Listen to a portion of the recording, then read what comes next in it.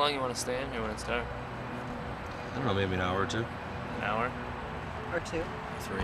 After those pictures that were taken the other day, I don't know. Let's say about an hour and a half. An hour and a half. Yep. Don't wear out, you're welcome.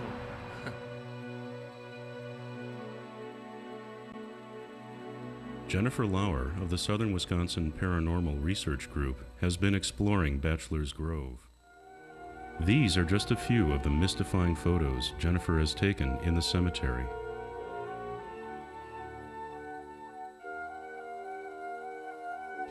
We've caught a lot of temperature variances here. We've picked up temperatures that just today that goes from 32 degrees up to 50 degrees and back down again within seconds. During its second night at the cemetery, the crew experienced a different phenomenon, this one literally chilling. That night, it was at least 50 degrees, and I remember it was warm enough where we had actually taken off our coats for a while.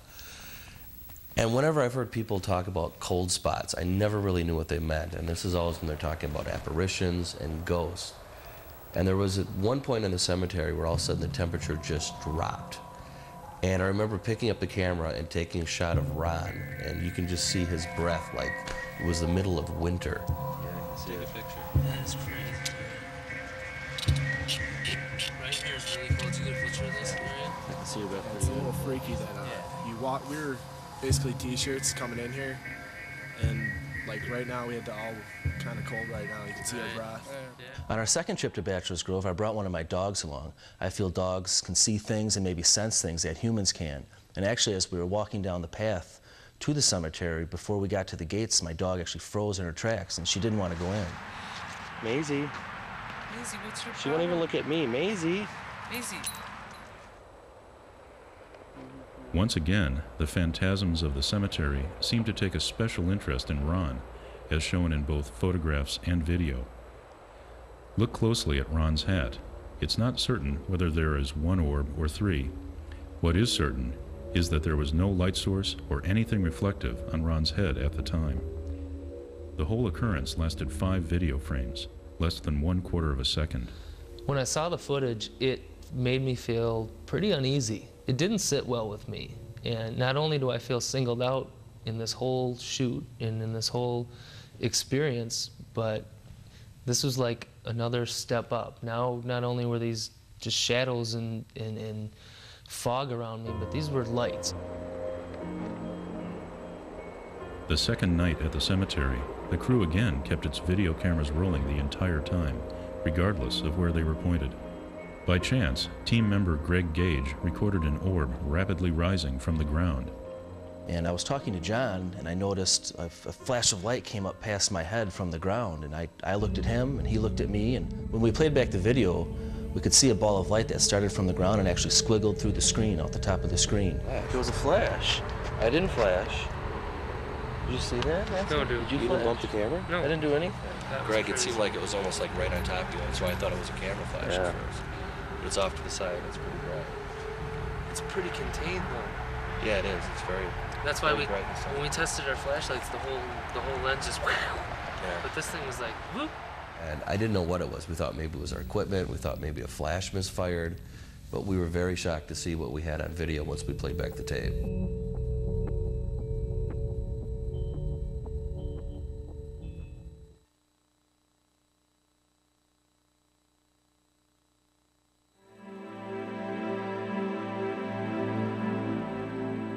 I'm usually a skeptic until I can see things with my own eyes. And after being down at Bachelor's Grove, and we get these pictures back and the videos back, I have no explanation for these things, but something is definitely going on down there. I think the way that Bachelor's Grove has affected me, or maybe even changed me, is it's the first time in my life that I've ever experienced the paranormal.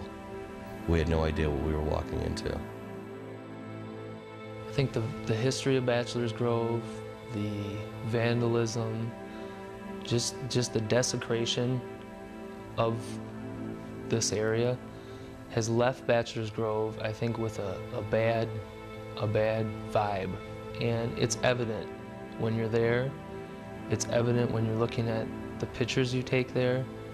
And it's evident when you talk to others who have visited Bachelor's Grove. Would I go back there? Probably out of curiosity. But there's now a part of me that knows there's something there at Bachelor's Grove that cannot be explained. When I was a little kid, I was sort of a junior scientist, and ever since I've looked at the world with an empirical eye. But at the same time, I really like the mystical side of the human experience. For me, what we're doing here is really great because it combines, say, the scientific examination of our surroundings with the possibility of something deeper and more mystical. I think people do need to realize that paranormal activity does exist. You don't have to be the one to experience it to have it exist. So when somebody does claim something, you know, take it with a grain of salt, but do understand that it is possible no matter how far-fetched it is.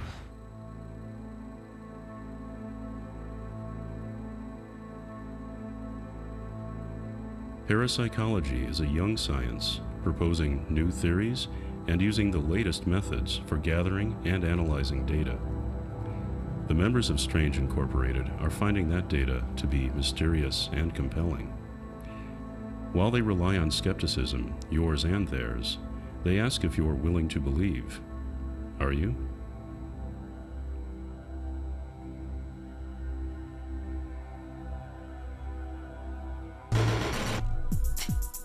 On the next episode of Strange Incorporated, the team investigates the decaying buildings that once were a state hospital for the insane.